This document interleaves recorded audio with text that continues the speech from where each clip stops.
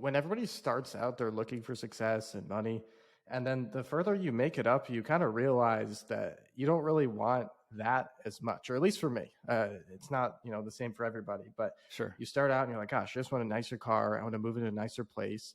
I want to attract prettier girls, whatever. And these are all things that I thought.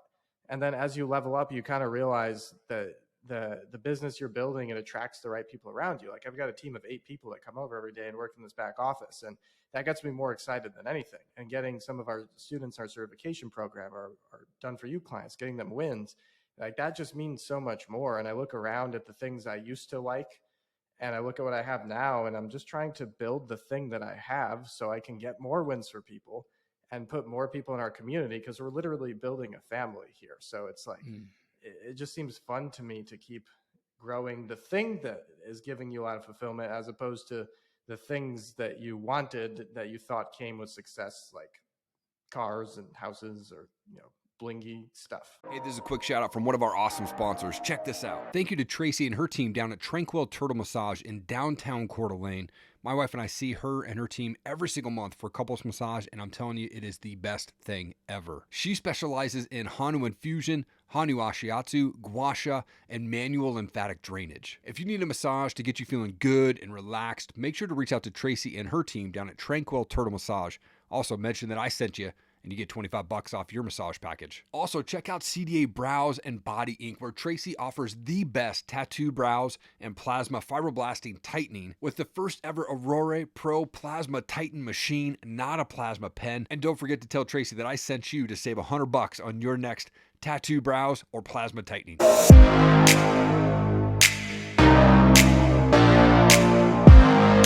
Troy, you're the owner of Email Paramedic, an email investment firm that has generated over $50 million for your clients since 2019. You're one of the best copywriters in the world. You're a millionaire by 26, man. You're a musician, Metallica fan, former college pitcher, much more, man. Thank you for your time. I appreciate it. Yeah, thanks so much, Erik. It's good to be here. And, I've been inspired by your story as well. Right on, man. I'd love to kick things off by going back a bit. Like, where did you grow up? What was childhood like for you? Yeah, so I grew up in South Bend, Indiana, of all places, probably about 20 minutes away from Notre Dame. Nice.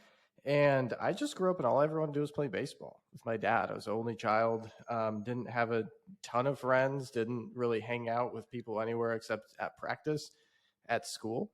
There wasn't a ton of entrepreneurial influence. My mom, her parents started a lumber yard, so I kind of had a little taste of it, but not anything like what I do today. So it was mainly just sports and hard work and faith and just a little hint of entrepreneurship, which would eventually turn out great, and I'm very thankful for. Come on, that's awesome. I played baseball as well as a young kid. I always played. I now, and it's the tables have turned. I now coach my 9-year-old kids, league, and so it's fun to be back into the game there. For you, when did you decide that you wanted to be an entrepreneur? What was it that triggered it, and was there someone or something that inspired you to go that route? Yeah, so it was pretty much by accident. Like over the years, I'd seen people talk about online business, but at that stage, I had a very biz-oppy mind where I was just excited about things. Yeah. But I pitched in college at Division II, Cedarville University, which is a Christian college. Nice. And I went through something there called the Yips. So here I am, big college baseball player. Came in, was supposed to be really, really good. And I had proven myself over time. It took about a year for me to be one of the best pitchers on that team. And I suffered from something called the Yips. So if you don't know what the Yips is, that's basically when you kind of lose simple motor function. So for me, throwing a baseball became difficult. Wow. And at that time, my identity was very tied to baseball. So being me became very difficult. And odds are it stemmed from a surgery I had in high school. I had Tommy John surgery, which is the worst injury you can have in baseball, especially if you're a pitcher. Totally. Knocks you out for a year. You can't throw. Your arm is basically repaired. And everything was kind of good until college. And all of a sudden, I couldn't really play catch. I'd throw it into the ground. I'd throw it over the person's head. And I got cut as a senior. Wow. I was supposed to be good, and I got cut. And out the window went everything that I worked the past decade toward. So that was a lot of baggage on its own. But fortunately for me, that little interest in business and the thought of opportunity kind of came to fruition. It was like, hey, I'm sitting in my dorm room. My team's traveling right now without me. I feel terrible. But I found the site called Upwork, and I found a course that taught me Facebook ads. So I put those two things together and started running Facebook ads for people. And believe it or not, when you apply something that's in a course, it tends to work out well. So I had a handful of clients and started running Facebook ads for them. And I was kind of doing that for about a year or two, managed to not get a regular job out of college, which I was super thankful for. My parents didn't like it, but I was thankful. And Sure. one day my clients, I had basically two main clients at the time. And one of them was like, hey, we need to talk. And I was like, that's not good. So I found out they wanted to fire me. And I was like, okay, why? And they wouldn't really give me a straight answer. Okay. So I refused to go. I was like, no, you're going to tell me what's wrong because you're one of my two clients. And I found out that they were not monetizing the leads they were getting off the Facebook ads. So like, it's great if you get a low cost per lead, but if you actually don't ROI on that, like we can't keep you. So what I did is I was like, you know what? I have a little bit of experience in email from my other client. I'm going to figure out what's going on with your email list. So I go in there, and the reason they can't monetize their leads is because they were going to spam and they were only sending like one, maybe two emails a week. And they didn't really know what they were supposed to talk about. So I just took over their email list. And over the course of that summer, they went from 13K a month to 51K a month. Wow. And they were like, wow, you're kind of good at email. Maybe you should do that instead. And I was like, you know what? I think you're right. So I kept my job there, and eventually I fired that client. Not that I have anything against them, but just kind of moved up and on. Yeah. And I just started doing it for other clients and finding new ones. And it's called email list management. We write your emails, make sure you hit the main inbox, and we strategize with you and make you money off your list. So it's pretty much how this whole thing began. Come on. Yeah, that is. I'm assuming that's what's now spurred into Email Paramedic. That's how it started there. For those who are need this, like, what's this target audience for Email Paramedic? Is it basically anyone who's sending emails, or is there a specific group of folks that you work with? Yeah, so we have two options now. So the business is actually very simple, but we've expanded a bit this year. So the main audience is just clients who have an email list.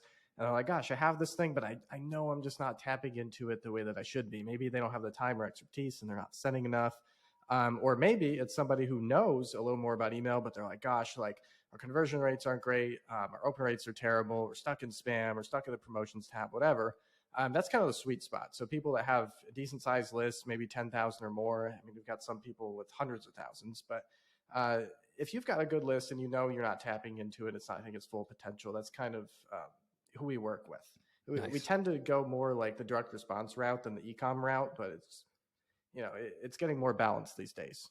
Yeah. Oh, that's awesome. Now, I was reading an article on you that you were featured in where you helped your mom with her, it sounds like maybe her parents' business. You asked her 3 simple questions that can save any business from going through a tough time. I love these questions, by the way, but for those listening, like, what were those 3 questions and how did it help your mom's business? Oh gosh, that article was a couple of years ago. I'd have to look them up myself. But oh yeah, essentially what I did though for my mom's business, and this was kind of when I was more so getting into business. It was mainly like getting them on the internet because, like I said, this business was made in 1957, so they didn't really have any concept of that. Yeah. And just getting them a presence on Google and getting reviews and collecting all of their customers' information. So getting them off of this old credit card processor they were on and getting them on Square, I think, so they could collect more emails from the customers. And then just getting them to send one time a week and just stay in touch with people. So it's like better lead collection, better online presence, and just talking to people more often, I would say were the biggest 3. As far as the article, it's out there somewhere, but it was a while ago. No, that's awesome. I mean, I know I've struggled with building a list and staying consistent with putting out new content and things like that. I'm sure others have as well. And you kind of just touch base on that, but you talk about these 3 key pieces of email list management. What is the best way to build an email list fast, and how can people make money from an email list? Yeah. So as far as list building goes, that's probably one of the top questions I get. Ultimately, the thing I want to remind people is that quality is always better than quantity. Some people, they think, I could just like buy a list or get my leads from some cheap source. Quality is always important. So running ads or, being networked with really cool people like yourself, being on podcasts, for example, that's great because you're going to find people who are really going to pay attention and really care and really be interested. So once you have that, and typically list building is going to come from, some sort of agency if we're running ads, unless you have a great organic presence. We also do a little bit of like CPL, so like cost per lead with affiliates. So they email their list and tell people about us, and then we just give them a certain amount of dollars for every person they send. So that's a really good way too if you have friends in the industry. And that's probably the number one way that you could actually build a list fast with quality people.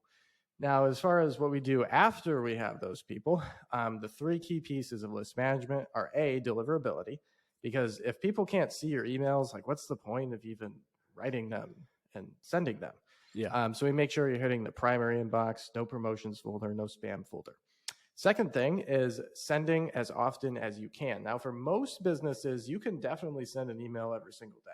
For some businesses, maybe 3-4 times a week, but it's a heck of a lot better than doing 1 or 2 a week like most people think, because they're worried that they're going to annoy people, even though the people voluntarily opted in because they wanted to learn more. So, and then the third part is automation, just making sure that you don't have to, like, the daily emails are great, but making sure that you have automated emails that go out to people when they take certain actions, like when they opt in or when they abandon cart or when they click a link and look at a certain product or service or offer. Make sure they're getting a follow-up at the time when they're most likely to buy. And then in that case, you don't have to be sending every single time you make a sale, because this is purely automated. So deliverability, daily emails, and automated emails are really the three key pieces there. Hey, this is a quick shout out from one of our awesome sponsors. Check this out. Look, I wanted to tell you about a company I've been working with. They are amazing. If you are a podcaster, a motivational speaker, or a podcast host, and you're absolutely crushing it, you need to be featured in Newswire Magazine. Newswire Magazine is a cutting-edge business publication that shares stories of entrepreneurs, business leaders, and other high achievers who are crushing it in life and in business. It's the preeminent publication for entrepreneurs who are making a tremendous impact. Every article is seen by thousands of readers daily, so being featured in the magazine is a massive personal branding opportunity. Not only will you get massive traffic and SEO benefit from being featured in Newswire Magazine, but you'll also get instant credibility and authority. See if you qualify to be featured in Newswire Magazine today. You've worked with tons of brands like REPP Sports, Raise Energy, David Meltzer, Ryan Stewman, and a lot of other clients there. Help them increase their revenue massively just through email there. When you work with clients, what's the biggest challenge that you see them running into? Yeah, it's more so just having like a strategy and seeing email fitting in with their business, because you just really have to know what your goal is, right? So for me personally, we've got our highest ticket programs. Well, we're actually building another one out right now, but at the time being, the highest thing that you can even buy from me is $6,000. And that's a done for you service. And then we have lower things as well, like certification programs that kind of show you essentially how to do what we do. And then we have some lower ticket products for people who just kind of discover us and are curious.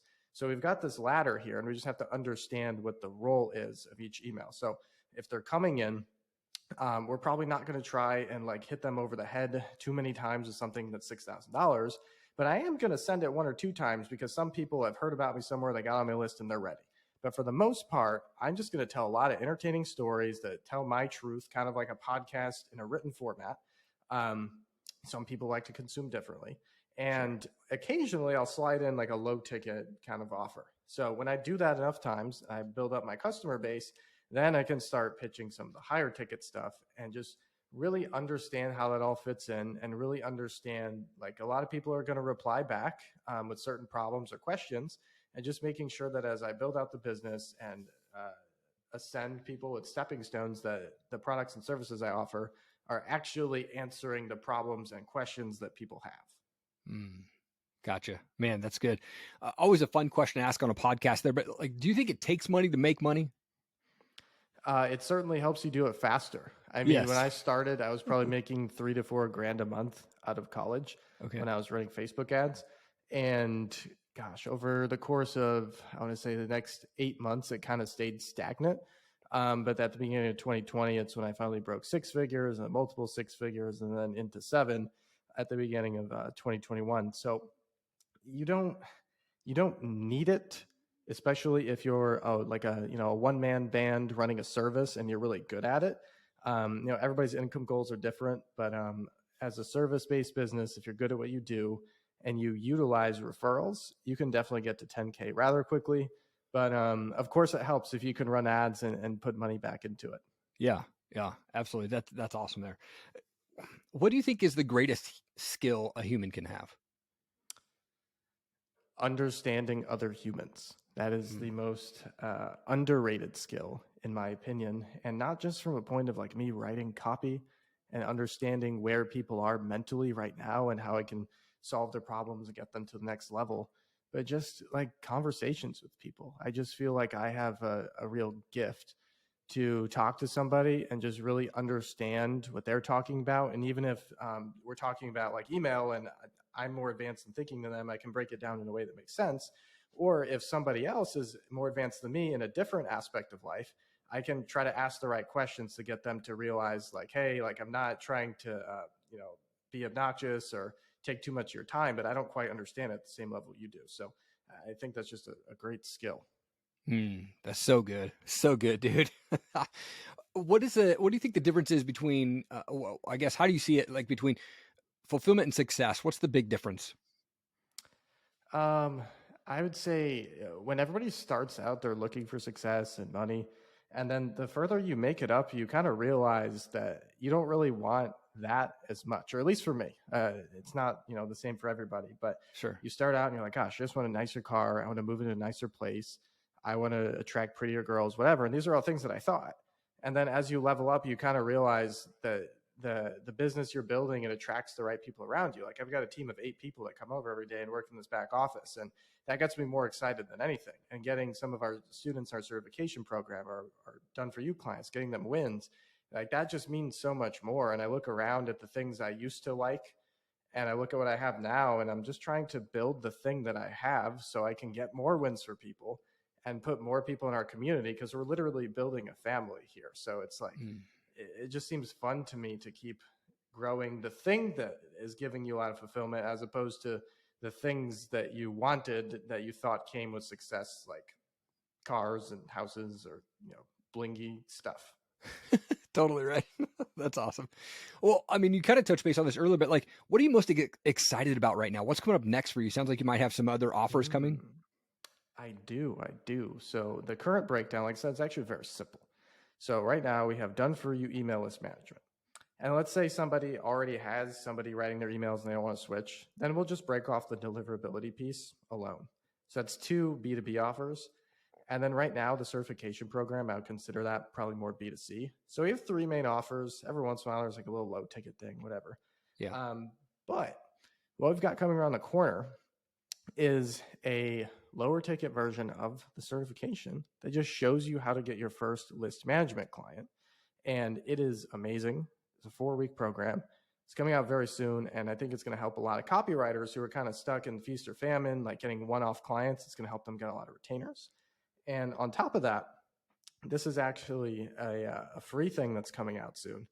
I bought copywriting.org, and I am going to be interviewing copywriters and giving them a chance to be on a virtual stage, whether it's YouTube or a written interview, and just putting them out on the internet so they can tell their story to the world. And not only is it great lead gen for us, but it just it gives people their first opportunity to get their name out there. And I think that it's going to be amazing. And I think that it's a first in this kind of direct response and copywriting industry. So those are the 2 things that I'm most excited about right now. And then next year, we'll probably have a mastermind. Come on, man.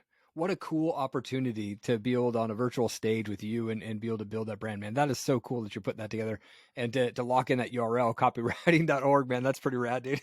Thank you. Yeah, I was trying to get that for a long time. Oh man, that's so fun.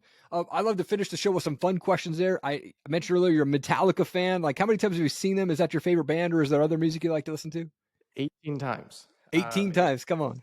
And music energizes me. I started listening in 6th grade and going to football practice. And when I was recovering from my surgery, that's all I listened to. And I have just a lot of room in my heart for heavy music and energy. And it just gets me going. But yeah, so they're my favorite. Come on. I saw them in 1996 Nice. at an outdoor venue in Washington called the Gorge. And then I saw him again in 2003 at Seahawks Stadium out there in Seattle. And they were just amazing both times, man. And just awesome live shows for those guys. It's so fun. I'm literally 10 feet away whenever I go. Yeah. Have you gotten a chance to meet him? My dad has. He won a meet and greet on his second awesome. show. He got crazy lucky.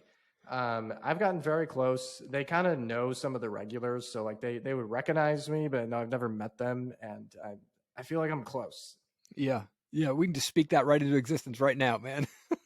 Yeah. The cool thing is too, another thing about fulfillment is I remember in 2019, it was $2,000. They just started this thing where you didn't have to win a contest anymore. You could pay $2,000 to meet them. And at the time, that was a lot of money. And then COVID happened and I started making money and they haven't brought it back yet. So if it comes out, like I'm paying instantly, but it just shows you like you can always get money back, but like time you can't get back. Man, I just did a post on that yesterday. Like, yeah, it's so important for people to realize like, money will always come. You can always get more money, but time you'll never get back, man. And people just need to take advantage of that time, man. It's so important. It's so good. Are you still a baseball fan? Do you watch baseball? I do. I'm probably 10 minutes away from the Rays. I'm a Reds fan by trade, by nature. But I just like to go to games when I can. I don't go to too many anymore. I don't follow it the same way that I used to, but I'm still decently in touch. And, the game always has a place in my heart. Yeah, I was a pitcher as well. I'm a big Cleveland Indians fan, and then of course they changed the name to the Guardians. They had the awesome series with Tampa Bay recently. I'm stoked, man. They're playing the Yankees now, and man, I'm ready for them to hopefully get it to the World Series there. But man, Troy, this was such a great show. You dropped so much knowledge around the email stuff, and that's what has confused me for years. And like I said, I struggle with that to try to put content together and do podcasts and all that stuff, man. So I learned a ton from the show, and I know that you were able to just teach a ton of awesome things as well. Truly an honor to have you on my show, man. Thank you so much for taking the time. Yeah, thank you as well. It means a lot. And, I really appreciate it. Hey, thank you so much for checking out the show today. I really appreciate you taking the time out of your day to take a listen or a watch. It's truly an honor to be able to speak with such amazing guests, and I hope that they've made an impact on your life in some way, shape, or form. And you could do me one big favor that would be huge. Click that subscribe button, and then second favor, hit that share button. Thank you so much for taking the time. I appreciate you. Keep changing the world. I believe in you.